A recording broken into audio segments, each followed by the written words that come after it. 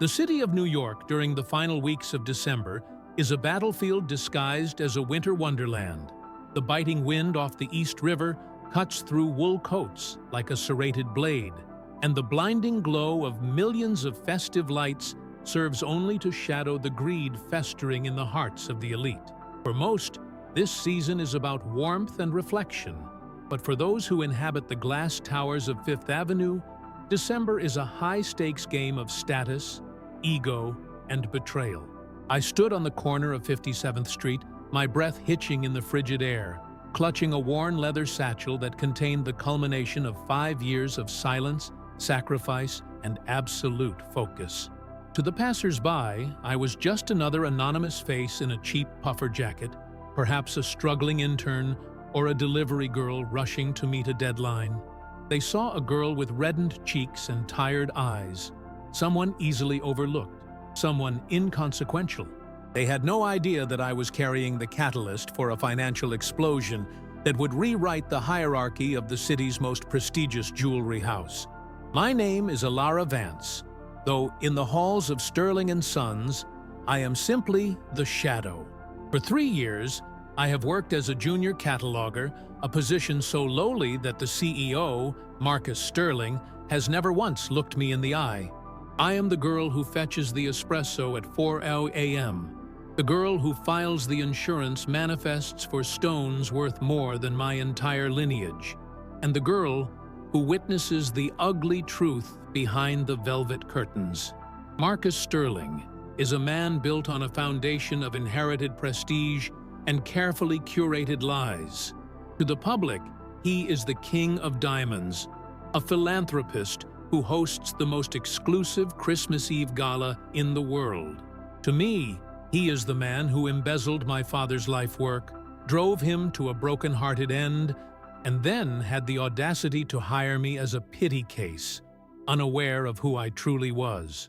This Christmas, however, the tradition of the Sterling family was about to meet its expiration date. The plan was elegant in its simplicity.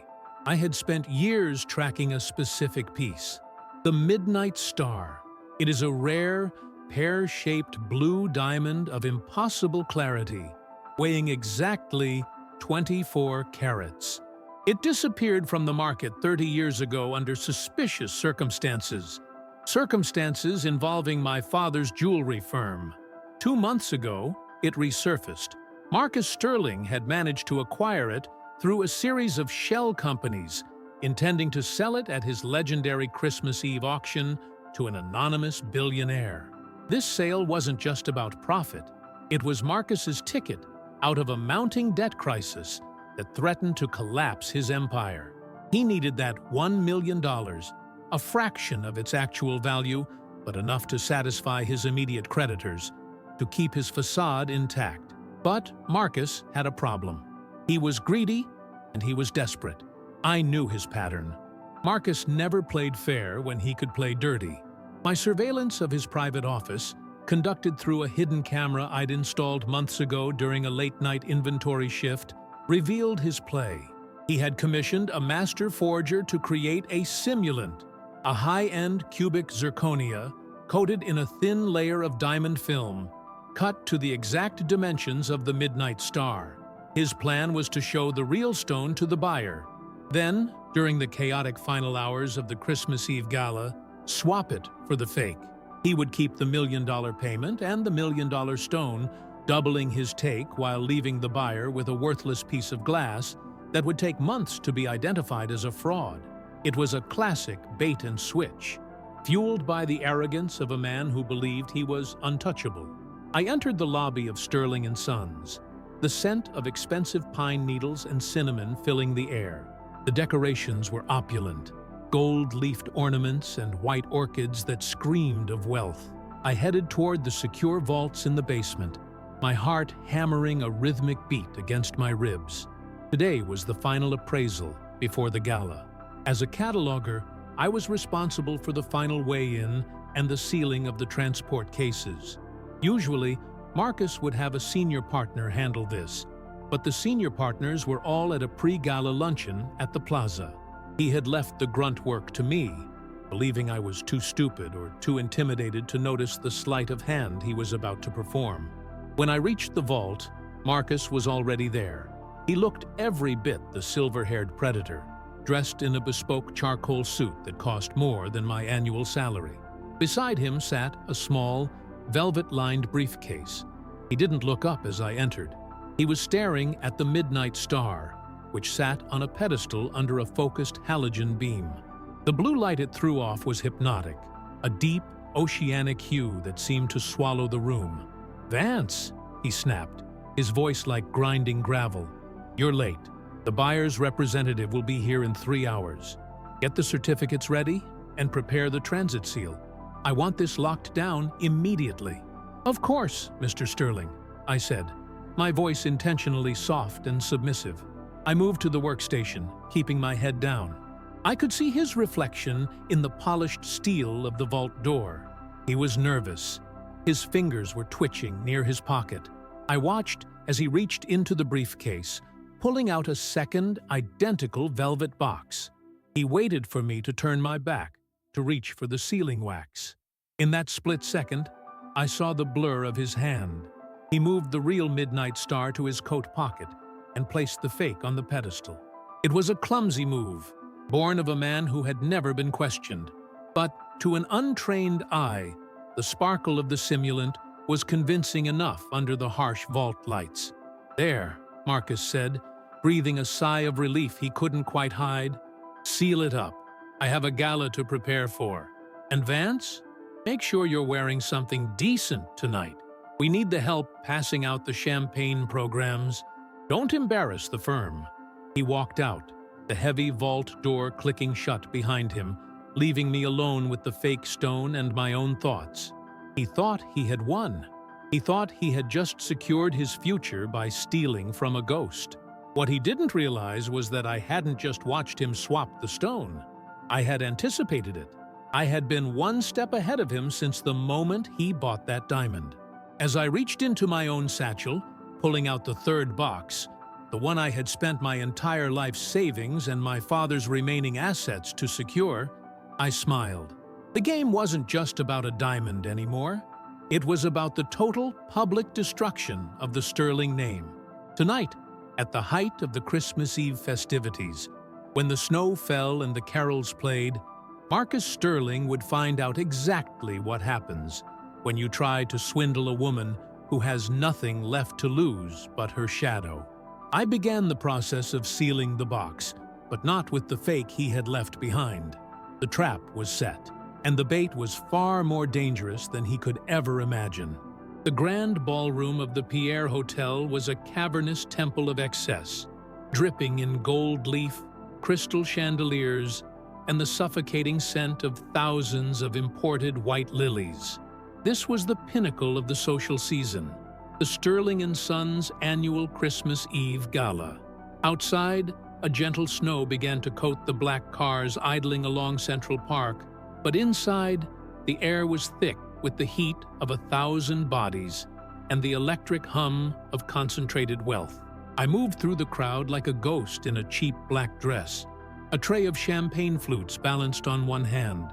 To the billionaires and socialites, I was part of the furniture, an invisible servant providing the fuel for their vanity. I watched them toast to their own success, their necks draped in necklaces that could feed a small country for a year, while Marcus Sterling stood at the center of the room, the undisputed king of the night. Marcus was in his element, holding court near a towering spruce tree decorated with actual sapphire pendants. He looked radiant, his face flushed with the triumph he believed was already his. He had the midnight star tucked away in a private safe in the back room, or so he thought. He had already met with the anonymous buyer's representative an hour earlier, showing off the fake stone under dimmed lights, using the festive atmosphere and a bottle of vintage Krug to distract from any close inspection. The wire transfer was pending, set to clear at the stroke of midnight. He was minutes away from erasing his debts and securing the real diamond for himself to sell on the black market later. His arrogance was a physical thing, a radiant heat that made my skin crawl every time he brushed past me to grab a fresh drink. "Keep the glasses full, Vance," he hissed, as he grabbed a flute from my tray, not even bothering to look at me. "And try to wipe that miserable look off your face. It's Christmas. Try to look like you belong in a room this expensive." I lowered my gaze, the perfect image of a defeated employee. "Of course, Mr. Sterling. My apologies."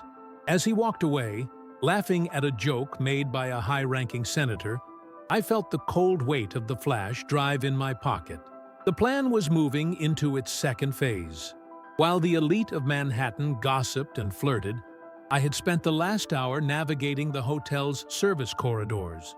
Most people underestimate the power of a uniform. As long as you look like you're supposed to be working, doors stay unlocked and eyes stay averted. I had already bypassed the security feed for the ballroom's main projection screen, which was currently looping a montage of the Sterling family's charitable contributions over the last century. It was a nauseating display of manufactured virtue, but it provided the perfect Trojan horse for what was coming. Around 10:30 p.m., the atmosphere shifted. It was time for the grand reveal, the moment where Marcus would officially present the Midnight Star before it was whisked away to its new owner. The lights dimmed, and a single spotlight focused on a pedestal on the main stage. A heavy silence fell over the room. This was the theater Marcus loved. The suspense, the envy, the sheer gravity of owning something unique. He stepped onto the stage, his voice amplified by the hidden speakers, sounding like a benevolent god. "Ladies and gentlemen," Marcus began, his arms spread wide. "Christmas is a time for miracles. It is a time when we celebrate the rare and the beautiful.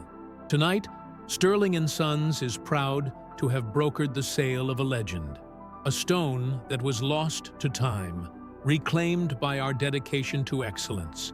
I give you the Midnight Star." A security guard placed the velvet-lined briefcase on the pedestal.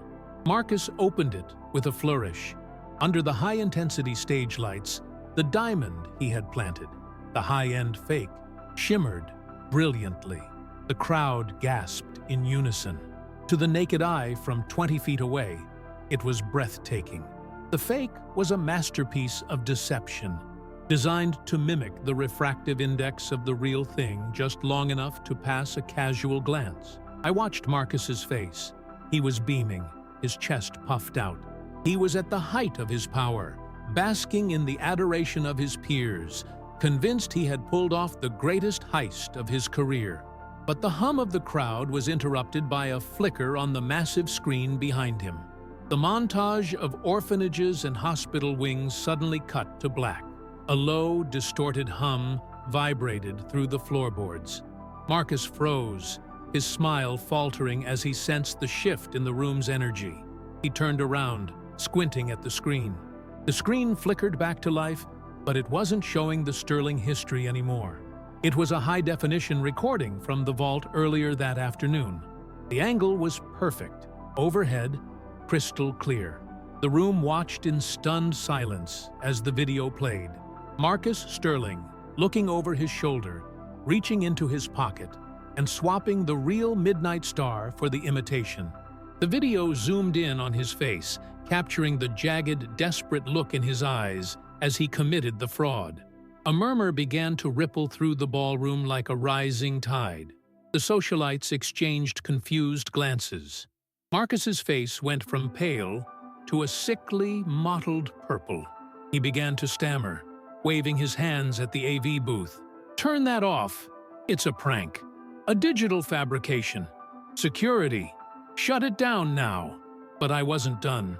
The video cut to a second feed, a series of leaked bank statements and internal memos showing the massive hole in the Sterling & Sons accounts, followed by the private emails Marcus had sent to the forger. The evidence was undeniable, presented in a format so public and so grand that no amount of PR could ever scrub it away. The King of Diamonds was being stripped bare in front of every person who mattered in his world. I stepped out from the shadows of the catering station, dropping the tray of champagne. The sound of breaking glass echoed through the silent room like a starter's pistol. I walked toward the stage, my head held high for the first time in years. The security guards, confused and watching the screen themselves, didn't move to stop me. Marcus saw me coming, his eyes widening as he finally saw the ghost he had been haunted by. He looked at my face, and for the first time, he saw the features of the man he had destroyed 20 years ago. "You," he whispered, the word barely audible over the growing roar of the crowd. "Merry Christmas, Marcus," I said, my voice projecting through the microphone he had left live on the pedestal. "The stone in that box is a fake, but don't worry. I know exactly where the real one is, and more importantly, so does the FBI, who are currently waiting at your front door." The room erupted into chaos. The buyer's representative, a stern man in a dark suit, stepped forward, his face a mask of fury. The inversion had begun. The hunter was now the prey, trapped on his own stage, surrounded by the very people he had spent his life trying to impress. The humiliation was total, but the true reveal, the one that would break him completely, was still to come. The ballroom was no longer a sanctuary of the elite. It had transformed into a courtroom of public opinion, and the verdict was written in the horrified gasps of the guests. Marcus Sterling stood frozen, a man paralyzed by the sudden collapse of his reality. The video on the screen looped the moment of his betrayal over and over, a digital noose tightening around his neck with every repetition. The socialites who had clamored for his attention moments ago now recoiled, as if his very presence were contagious. This was the public humiliation I had envisioned during those long, bitter nights in the cataloging room. This was the seasonal reckoning for a man who believed that wealth granted him immunity from morality. "This is a lie!" Marcus finally screamed, his voice cracking with a desperation that shattered his refined persona. He lunged toward the pedestal, grabbing the fake diamond and holding it up to the light. "Look at it. It's real. Someone hacked the feed to destroy me. This girl, she's a disgruntled employee, a nobody. She's trying to extort me on Christmas Eve." He turned his venomous glare toward me, expecting me to flinch as I had done 1,000 times before. But the girl who flinched was gone. I stood at the edge of the stage, the cold clarity of victory flowing through my veins. The crowd was leaning in now, their phones raised to record the downfall of a titan. The irony was delicious. In a room full of people who valued appearance over everything, Marcus was losing the only thing he truly owned, his reputation. "You're right about one thing, Marcus," I said, my voice steady and amplified by the sound system. "That stone in your hand is beautiful, but it isn't the Midnight Star. And it isn't the fake you commissioned either." A frown creased his forehead. He looked down at the gem in his palm. I had made a second swap.